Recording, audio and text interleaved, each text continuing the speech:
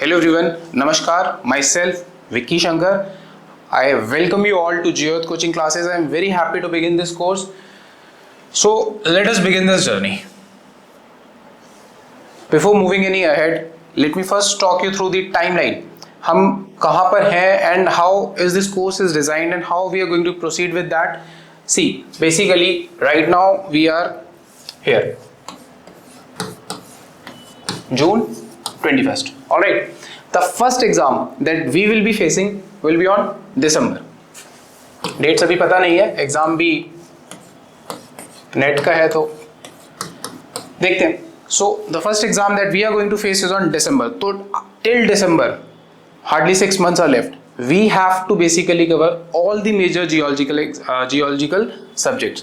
ठीक है, जिसके अंदर oceanography, climatology and geophysics भी included होगा.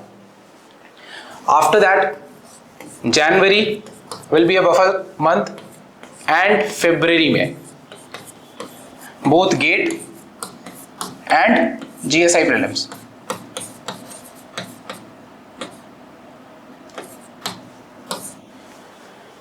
February के अराउंड होंगे दोनों exams. Alright. So if you count 1 2 3 4 5 6 7 hardly 7 months, 6 to 7 months we have, and in these months we have to cover thoroughly all the geological subjects जो अपने आप में 15-16 subjects हैं, plus prelims के लिए GSI में all the GS का syllabus in which we have polity, history and so on, वो अपने आप में एक पूरा syllabus है, and क्वांटिटेटिव एप्टीट्यूड के लिए मैथ्स, रीजनिंग एंड इंग्लिश वो भी हमें कवर करना है. ठीक है. So let me just talk about the weekly plan. How are we going to proceed in a week. देखिए होगा क्या, मंडे से लेके फ्राइडे तक, from Monday to Friday you will be taught 2 subjects at a time, and वो दोनों subjects geology के होंगे, core geological subjects. Alright. But on Saturday we have plan that on Saturday we are going to take quantitative aptitude and GS का syllabus. ऐसा क्यों किया, क्यों नहीं हम why not we cover that syllabus after December. Prelims तो फरवरी में होगा, तो हम क्यों दिसंबर और जनवरी में नहीं कर लेते quantitative aptitude. See the reason is multifold. What happens is that, say for example, एक तो दिसंबर के अंदर जब नेट होगा, NET in itself ask quantitative aptitude.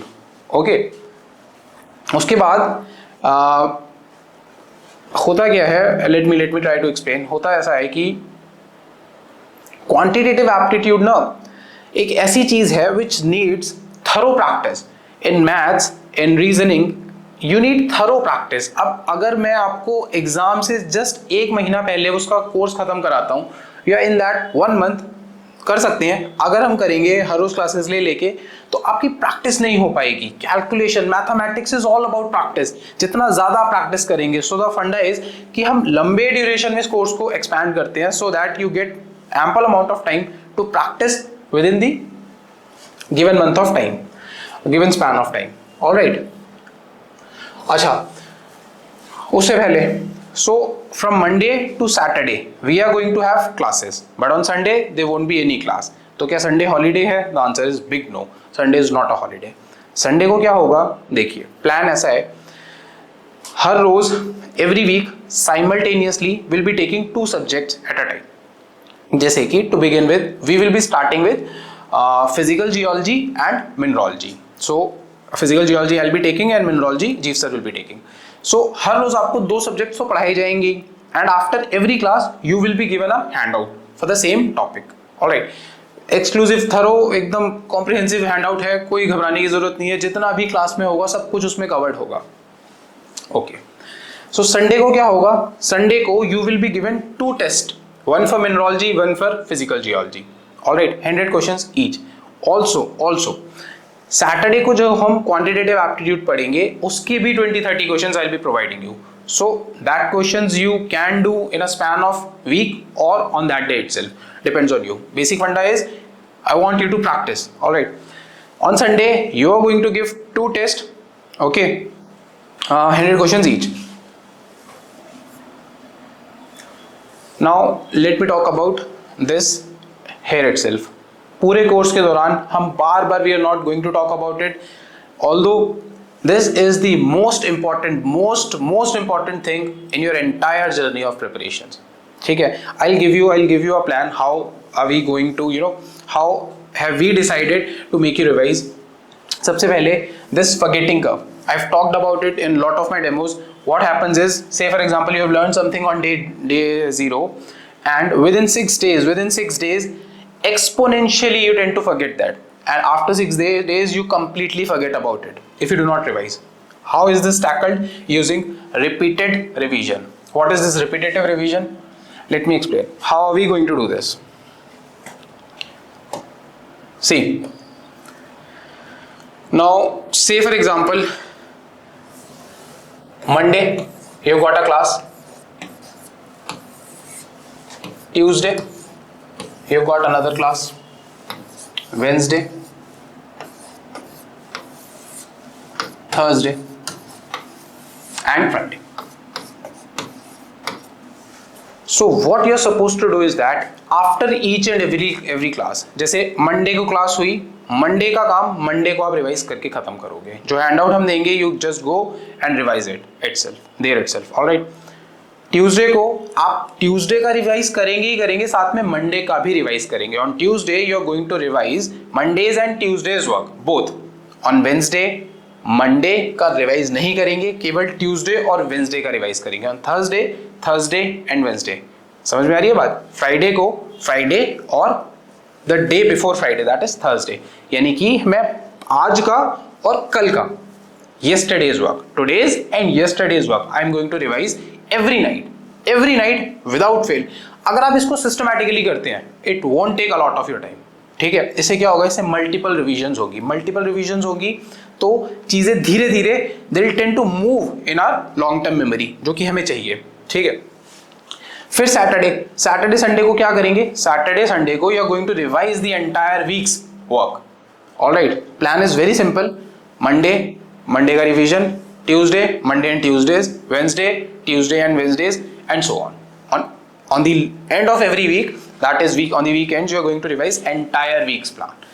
Okay. Next week, what is going to happen next week? Are we going to revise the entire week? The answer is no. Next week Monday को Monday का revision, Tuesday को Tuesday's revision and Monday's revision. जैसे पहला week था, in a very similar manner second week follows. But on the weekend of second week के weekend पे आप क्या करेंगे? सेकेंड वीक तो रिवाइज करेंगे ही, साथ में revise the first week also. So the entire work of first week and second week you are going to revise at the end of second week. Similarly, at the end of third week you are going to revise second, first and third week. At the end of the month you are going to revise the entire month. In that way you can see how many times you have revised a concept. भूल ही नहीं सकते, solid plan है. आई बात समझ में? Am I clear? So this is the plan which you are going to follow. क्यों मैं ऐसा कर रहा हूं? क्यों इतना कॉम्प्रिहेंसिव प्लान बना है रिवीजन का? Why am I hammering upon it? Because we have got very limited time, very limited time. You believe me, 6 महीने कुछ भी नहीं होते हैं. हमें कम से कम 15-16 जियोलॉजी के सब्जेक्ट्स पढ़ने हैं, हमें जीएस के सब्जेक्ट्स पढ़ने हैं, which in itself is a very very big task. Alright. उसके बाद we need to do maths, reasoning and English. So we can not just take any chances. जैसा बताया गया है शर अक्षर वैसा करके रख देना. Exactly verbatim follow these routine, otherwise बड़ा मुश्किल हो जाएगा. Okay, so before moving ahead, let me show you the syllabus.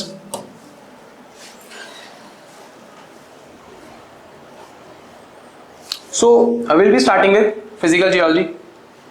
Okay, I hope it's visible.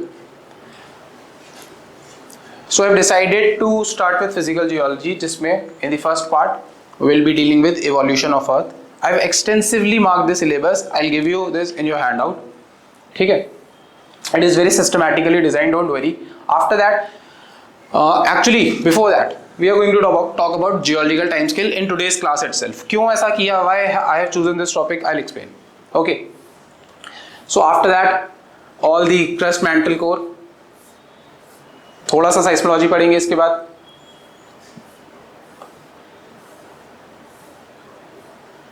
Then we'll enter geomorphology, all the landforms, processes.